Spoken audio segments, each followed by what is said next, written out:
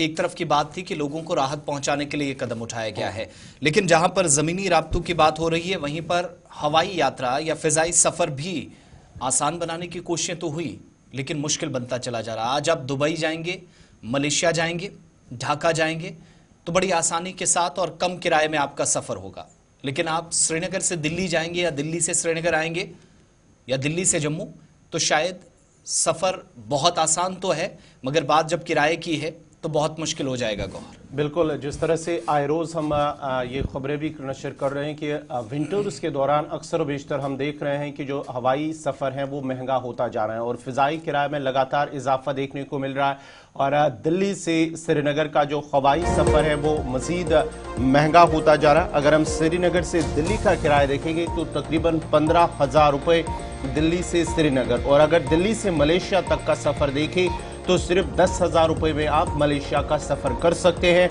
और उसी के साथ साथ ही अगर आप ढाका बांग्लादेश का सफ़र करना चाहते हैं श्रीनगर से ढाका तो तकरीबन 3,000 रुपये। आप इसी से अंदाज़ा लगाया जा सकता है कि कितना सस्ता और कितना महंगा कश्मीर का सफ़र है। और साथ ही साथ आपको बताते चले कि जो टिकटों का मामला जो है पार्लिमानी कमेटी की सिफारिशात मानने से उनकी जानिब से जो इनकार किया जा रहा है, माना जा रहा है, जिसकी वजह से अब आम लोग, सयाहती शोबे से जो लोग हैं वो भी कहीं ना कहीं परेशानी में मुब्तला है, उनका भी मुतासर हो रहा है। और उसके साथ साथ ही जो तलबा है, कारोबारी लोग हैं, वो भी कहीं ना कहीं इस फ़िज़ाई किराए में जो इजाफा हो रहा है, महंगा हो रहा है, उसकी वजह से वो काफ़ी परेशान है। मुल्क के दीगर हिस्सों से जो वादी कश्मीर आना चाहते हैं, जो सयाह आना चाहते हैं, हवाई सफ़र उनको लगता है शायद हम 1 या 2 घंटे में सफ़र करके वहाँ पर पहुँच सकते हैं, और लेकिन जब वो किराया देखते हैं, किराए पर नज़र डालते हैं तो वो काफ़ी महंगा होता जा रहा है, जिसकी वजह से उन्हें मुश्किल या जो अपना मन है उनका वो बदलना उनका शुरू हो जाता है। और इस सिलसिले में जम्मू कश्मीर हुकूमत और मरकज़ी वज़ीर और उसके साथ साथ ही एविएशन के जो वज़ीर हैं उनकी नोटिस में भी लाया गया है। लेकिन फ़िलहाल जो खबर आ रही है कि फ़िज़ाई किराए में जो कमी है उसके आसार नजर नहीं आ रहे हैं, और अगर इसी तरह ये जो सफर, हवाई सफर महंगा होता चला गया तो आने वाले दिनों के दौरान हम जाहिर सी बात है लोगों का कश्मीर आना कम भी हो सकता है। 643 किलोमीटर एयर डिस्टेंस बनता है। दिल्ली से श्रीनगर आप जाएंगे, किराया 15,000 प्लस हो गया है, जबकि आप दिल्ली से नेशनल कैपिटल से मलेशिया जाएंगे तो ये डिस्टेंस 3,839 किलोमीटर या तकरीबन 4,000 के आसपास बनता है। इसी तरीके से आप ढाका चले जाएंगे, बांग्लादेश चले जाएंगे तो जो एयर डिस्टेंस है वो तकरीबन 884.7 किलोमीटर के आसपास बनता है। शॉर्टेस्ट डिस्टेंस बनता है 884.7 किलोमीटर। लेकिन दिल्ली से श्रीनगर जितना सफ़र है उससे बहुत कम, उससे थोड़ा सा ज़्यादा जो ढाका वाला है, जबकि आप मलेशिया वाला देखेंगे तो वो कहीं ज़्यादा है, जो 3,000 प्लस किलोमीटर एयर डिस्टेंस की मैं बात कर रहा हूँ जब आप देखेंगे तो उस हिसाब से। लेकिन किराए में दिल्ली से श्रीनगर सरे फहरिस्त है। इरफान फाजिल श्रीनगर से हमारे साथ ज्वाइन किए हैं, सीधा उनके पास चलेंगे। इरफान, क्या वजूहात ये मालूम हो रही हैं, ये जैसे विंटर्स आते हैं ये जो एयरलाइंस हैं, कंपनियां, ये बेलगाम हो जाती हैं?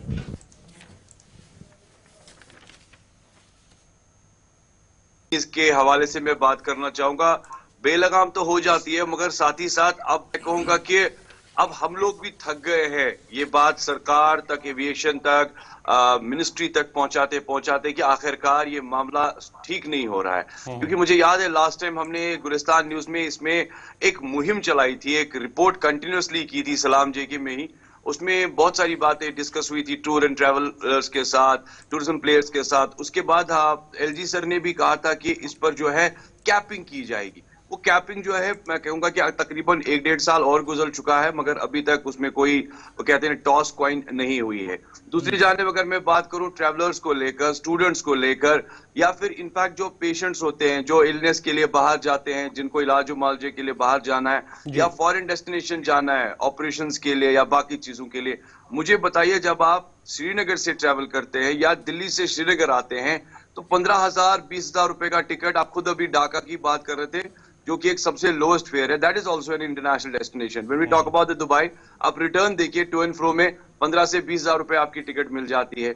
ये सिस्टम जो है, मैंने लास्ट टाइम जो यहाँ पर मिस्टर नासिर है जो कि आयोटा के चेयरमैन है, उनसे भी बात की थी। आखिरकार अभी तक आपने इस पर किस तरह का मूव आउट किया है, क्या कुछ रेजोल्यूशंस निकल के सामने नजर। उनका मानना है कि हमने जी हाँ, कैपिंग के हवाले से तो पार्लियामेंट्री कमेटी तक बात पहुंचाई। उन्होंने कहा कि एविएशन के साथ इस पर बात की जाएगी और एविएशन से रिक्वेस्ट भी की कि सिविल एविएशन को लेकर के खास तौर पर इस पे जो है कम से कम जो है रियायत रखी जाए, ताकि ये जो शॉर्टेस्ट डिस्टेंस ऑफ कवरेज है इसको क्लियर किया जाए। अब आप देख लीजिए, अभी कोई ट्रांसपोर्टेशन के मामला वैसे है नहीं, अब तो हाईवे भी अच्छे बन गई, टनल्स भी बन रही है। जो जैम होता था या रोड ट्रांसपोर्टेशन के मामला होते थे, उसके बाद गाड़ी आना जाना, यानी मैं कहूंगा कि हाईवे पे बहुत प्रॉब्लम्स हो जाती, फिर एयरलाइंस का टिकट, अब तो वो भी नहीं है। अब आप देख लीजिए, थोड़ी सी बर्फबारी हो जाए, no doubt national highway clear हो जाती है, मगर उसके साथ साथ ये कनेक्टिविटी इतनी बढ़ गई है, मौके पर चौका मारना। आजकल मैं इरफान जानना चाहेंगे, अब जब माना जाता है कि 26 जनवरी के बाद ही जो रेल सर्विस है वादी कश्मीर की तरफ उसे बाज़ाब्ता तौर पर इफ्तिताह किया जाएगा, या उससे पहले भी हो सकता है कि इफ्तिताह हो रेल सर्विस का, तो उसकी वजह से हवाई सफर जो है वो सस्ता हो सकता है या किराए में कमी आ सकती है। गौर पूछे सर, ये बड़ा इंपॉर्टेंटली मैं आपको एक बात बताना चाहूंगा। Recently I survey with some hotelier जो होते हैं ना टूरिस्ट वगैरह के साथ, उनका मानना है कि you won't believe lot of cancellations all around. अभी देख लीजिए, अभी जो न्यू ईयर वगैरह का था, ठीक है, और हर रोज 10,000 के करीब टूरिस्ट वादी कश्मीर आ रहे हैं। अब आप अंदाजा लगा सकते हैं कि आप यहाँ से टूरिज्म को बढ़ोतरी दे रहे हैं, मगर वहां से अब कैंसिलेशन हो रही है, चाहे वो कहीं भी नेशनल ट्रैवल डेस्टिनेशन हो, वो कैंसिल हो रही है, वो यहाँ नहीं आना चाहते because of this airline problem. दूसरे साइड से आपने ट्रेन की बात की है, देखिए इसमें गुड्स के साथ साथ सर्विसेज को लेकर हो या ट्रैवलर्स को लेकर हो, ये एक हैमर जरूर करेगा। यकीन मानिए, जो टिकट आपकी 1000-1200 में जिसमें आप दिल्ली से श्रीनगर पहुंच सकते हैं, क्या जरूरत होगी कि वो टूरिस्ट या वो लोकल या वो पेशेंट जी हाँ एयरलाइंस को लेकर हवाई राब्ता चुनेगा। जाहिर सी बात है, अब इसका सबका इंतजार हो रहा है। वंदे भारत के साथ साथ कई सारी चीजें, कई उम्मीदें हैं लोगों को, और ये सबसे बड़ी खूबसूरत मिसाल है कि आप कन्याकुमारी से लेकर कश्मीर तक ट्रेन का ट्रैवल कर रहे हैं। आप जाहिर सी बात है, उस वक्त तो इनको हैमर होना ही होना है। अगर मैं चाहूंगा कि अगर एविएशन को लेकर बात करें तो एयरलाइंस एक बड़ा, मैं कहूंगा एक मेजर इनिशिएटिव रहता है, इमरजेंसी इनिशिएटिव रहता है, क्योंकि कभी कभी ऐसी चीजें जब आपके पास टाइम नहीं होता है टू एंड फ्रो के लिए कि आप लॉन्ग डिस्टेंस ट्रैवल करें, इसीलिए जहाज प्रेफर किया जाता है। अब अगर ये चीजें रही, ना टूरिज्म रहेगा, ना ट्रेड रहेगा, ना ट्रेवलर्स का इंपैक्ट रहेगा, और आए रोज मुझे लगता है कि डेफिनेटली यहाँ आना जाना जो है एयरलाइंस को लेकर लोग जो है अवॉइड कर लेंगे। बहुत बहुत शुक्रिया। इरफान फाजिल श्रीनगर से हमारे साथ थे। कुल मिलाकर आप देखेंगे तो साल 2025 में अभी कोई राहत की बात नहीं है, जब तक ट्रेन सर्विसेज शुरू ना हो उसके बाद ही हम देखेंगे, और बहुत सारी टिकटें कैंसिल होंगी। जो हमारी कुछ लोगों से बात हो रही थी, जो इरफान भी बता रहे थे, उन्होंने भी अपनी जगह, क्योंकि कॉन्टिन्यूसली वो इस स्टोरी को फॉलो कर रहे थे, तो पता चला कि मैक्सिमम लोग ये पसंद ही नहीं कर रहे हैं कि अब वो एक एक टिकट 15-15, 18-18 हज़ार की लेकर कश्मीर जाएं, बल्कि उसी 15-18 हज़ार में आने और जाने का पूरा बंदोबस्त अब से कुछ दिनों के बाद, यानी 10 से 12 दिनों के बाद बजरिया ट्रेन होगा। दिन में 4 ट्रेनें चलेंगी, जिसके आप थोड़ी देर पहले तस्वीर भी देख रहे थे कि फाइनल इंस्पेक्शन आज हो रही है। अब